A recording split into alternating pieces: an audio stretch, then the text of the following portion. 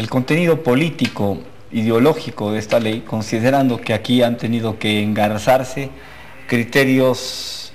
del oficialismo y de la oposición, más o menos miti-miti, en términos de negociación, se han tenido que ver obligados los negociadores a ceder de ambas partes, como no había sucedido en estos últimos 3 años a partir de la llegada de Evo Morales al gobierno, y esta es ciertamente la primera ley que creo sale de manera consensuada, nítidamente consensuada, y ese es un elemento a destacar porque supongo que tendrá que dejar contentos a propios extraños, a mayorías y a minorías. El Congreso y es más el Poder Ejecutivo era consciente,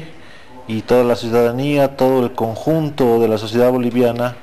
donde están incorporados los pueblos indígenas, era consciente de que en este año de transición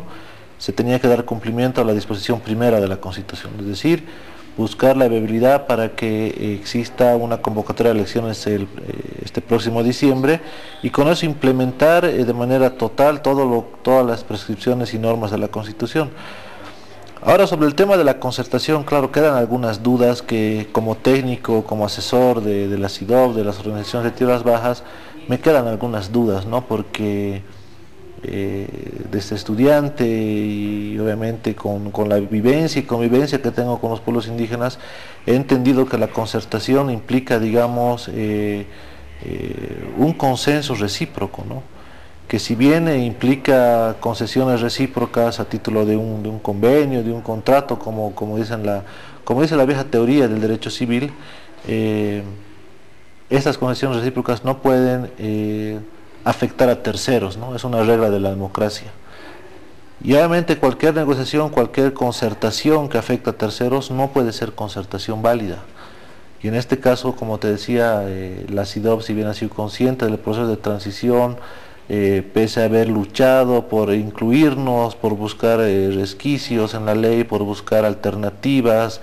de incidencia, por buscar contactos con operadores, con interlocutores válidos del gobierno, cosa que no se nos dio. Recién fue, creo que con las lágrimas de Adolfo Chávez, que llamaron los ministros, el ministro Romero, el viceministro Llorenti, otros operadores del gobierno, los propios diputados, para poder tener alguna reunión con la CIDOB, pero ahí fueron las regionales las que le ataron las manos a Adolfo Chávez, le dijeron que no vaya, ¿no? Porque realmente hay un legajo de invitaciones, de solicitudes de las organizaciones regionales de la CIDOB que querían tener algún mecanismo de acercamiento con estos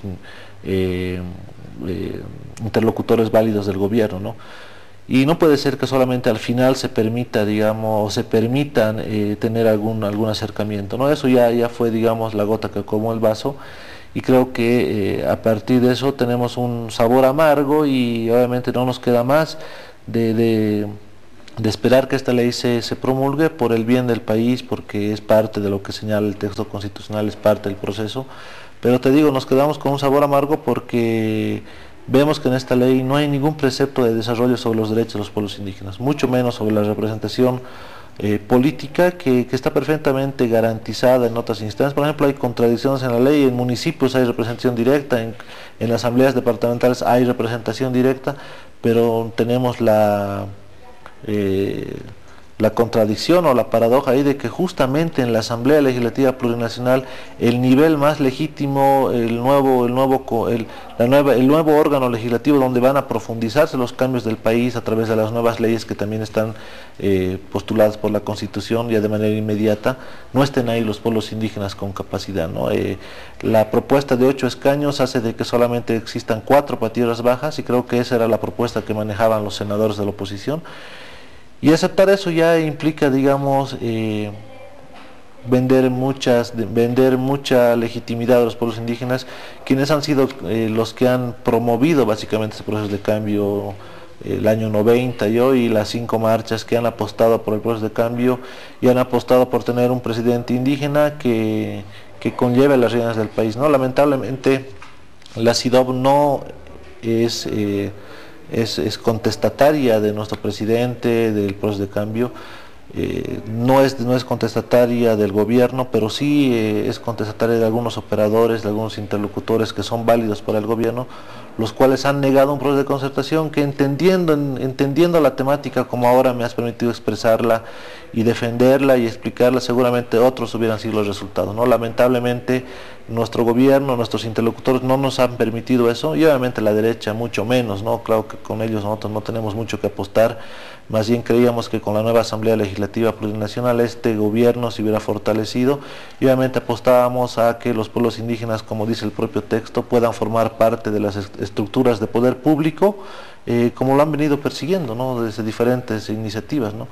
Tenemos un sabor amargo porque hay, digamos, ya el precedente, y ahora ya se vienen otras leyes como la ley de autonomías, que es una ley transitoria, se viene la ley del órgano judicial, la ley de conocimientos tradicionales, por mencionar solamente algunas que tal vez este año tal vez se puedan también aprobar, pero ya tenemos el precedente de que aquí, digamos, no se ha tomado en cuenta las consideraciones, las defensas técnicas, las fundamentaciones políticas y sobre todo el carácter moral que siempre han antepuesto los pueblos indígenas para llevar adelante este proceso de cambio.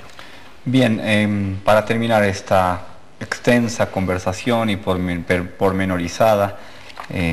poniendo énfasis en el tema de las circunscripciones especiales, sabemos que hay un informe que ha trabajado el representante especial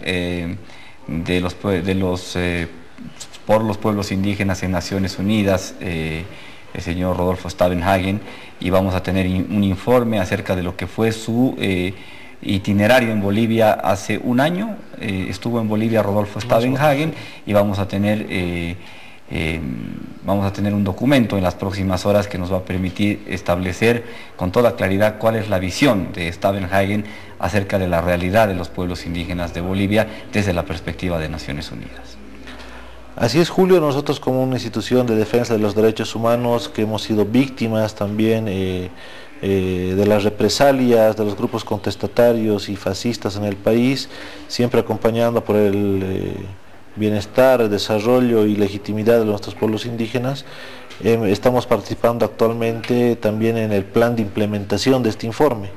Hemos estado en reuniones ya hace unas semanas atrás para ver cómo implementamos ese tema, y obviamente está como primer punto el tema de los derechos indígenas, ¿no? Ver el grado de vulnerabilidad, el grado de afectación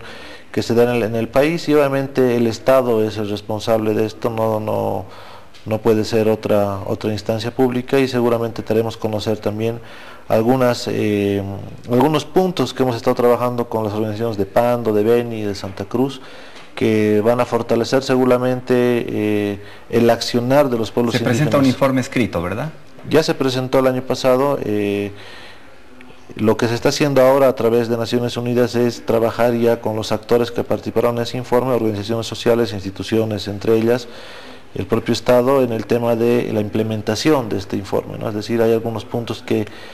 antes de que si bien han sido recomendaciones para el Estado Nacional, tienen que implementarse algunas otras medidas con carácter inmediato, ¿no? Una de ellas que ha sido muy altamente visibilizada es el tema de la garantía y respeto a los derechos indígenas, ¿no?